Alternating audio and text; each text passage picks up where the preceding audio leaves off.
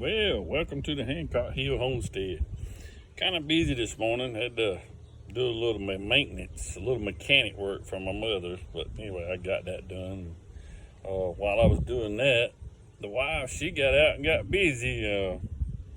And then I come back in, then I helped her out, and we wound up picking some string beans. So I wanted to give you a quick look at what we're doing today. So here's one start. Let me turn the camera around. I'll see if I can get it to go around.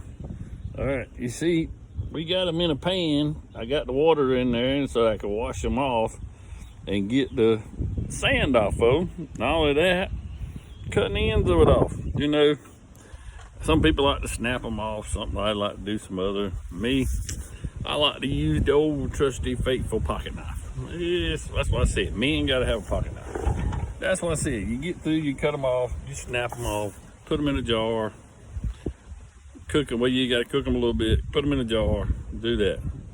Yeah, I'm dirty, I'm hot, I'm sweaty, but I want to jump on here right quick. Give you just a few minutes, stuff like that. Just want to also touch on what we've had for the last 2 days. We've had some severe storms and thunderstorms here, and we wanted to make sure that we keep the ones in mind who had a lot of damage, a lot of other stuff. And I feel like I got something all over me, but anyway, pray for the ones that had a lot of damage on their house. I've heard about some trees falling on some houses and stuff like that. Some of the people, my friends of mine that's got garden, I saw some posts on Facebook where the corn was blown completely down. Not only that, they had some hail damage, a lot of trees down, power outages. You know, with all those things in there, you know, you could lose a lot of your stuff. Your vegetables that you put up, you could lose them. You know, if you got them in the freezer, possibility the freezer could thaw out, whatever like that, you know. So, you know, and the wind's blowing a little bit rough today, but it's still cool, and I appreciate it. But keep those folks in mind. Well, I said there's a lot of folks that could have lost everything, or they could have lost their life or their home or whatever. So we just have to keep prayer for each other. I think that's what we're kind of neglecting on a lot of things. We neglect to tell somebody how much we appreciate them. I had my brother come this morning, and I happen to have some old stuff that, you know, I told you I don't throw nothing away, but I had some old stuff that possibly he could use, you know. And not only that, I had some spare tomato plants and a couple of pepper plants, you know. Just being able to share that with somebody, you know, being able to put food on somebody else's table, you know, that means a lot. People don't realize how much that does, but being able to put food on somebody else's table, even though they got to work a little bit by planting it and nurturing it, fertilizing, and, you know, whatever else, putting your nutrients to it to make it grow. But that's what it takes. It takes a community. I think that in the old days, back in the early years, that we have kind of got too relaxed. And what I'm getting at is there's a lot of YouTube channels out there that is so negative right now that they're worried about everybody starving to death or whatever else like that. But all it takes is one person sharing with maybe another person, and then that person being able to share with another person. You see what I'm saying? It's contagious. It goes from one person being to another one. So that way it makes it a lot more better. You know, your stuff gets to be able to spread around. And if we do it as a community, instead of quitting and get out of this greediness that all of us sometimes have, as we get greedy, that we don't want to share. We want to hoard up. We want to pile all the money we got up and stuff like that. And that's not good. But if I couldn't make it without my wife, because I'm telling you, she jumped in here this morning and she picked these string beans I'm working on now, because I was working on my mother's lawnmower so she could get to mow some grass.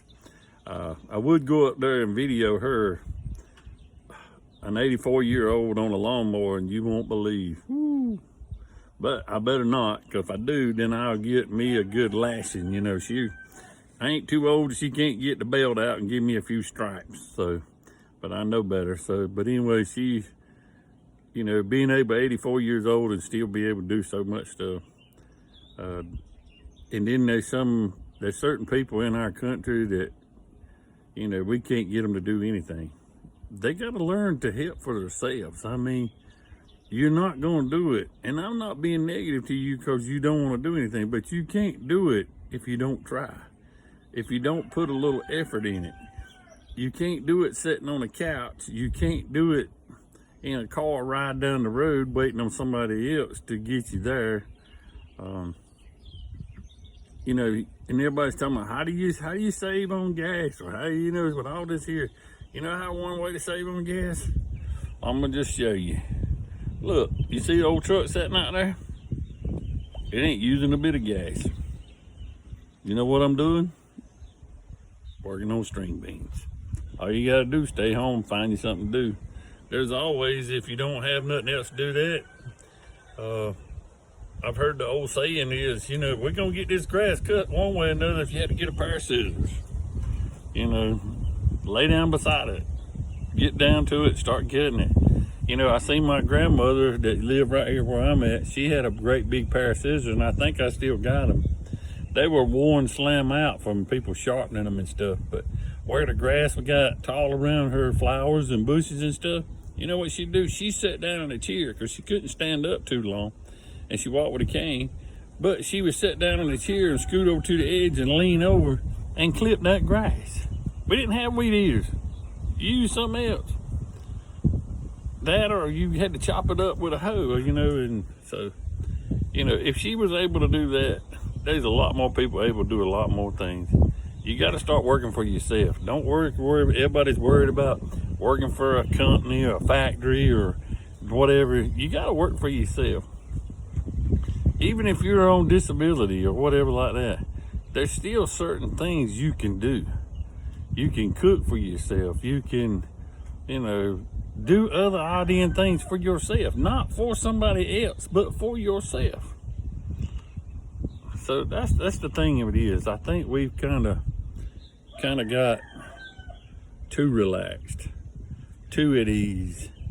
And I'm not talking negative about anybody, but the thing of it is, folks, we have got to be a community and help each other out.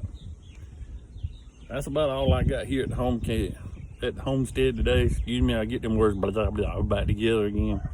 But I did have a little bit of damage here. I got a few tree limbs that's down, and I had one of my, and that's one thing I thought about, one of my martin gourds fell, and it had 3 babies in it. And I fixed it up early this morning, about 5 foot off the ground, and got them back in it.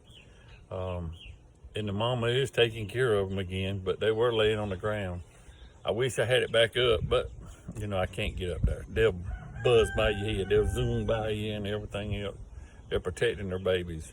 But I'll see if I can't get a video before they leave of one evening of them out there, how well they do to be able to, we call it martin farming, but anyway, how well they take care of bugs and mosquitoes and other stuff that's around the homestead.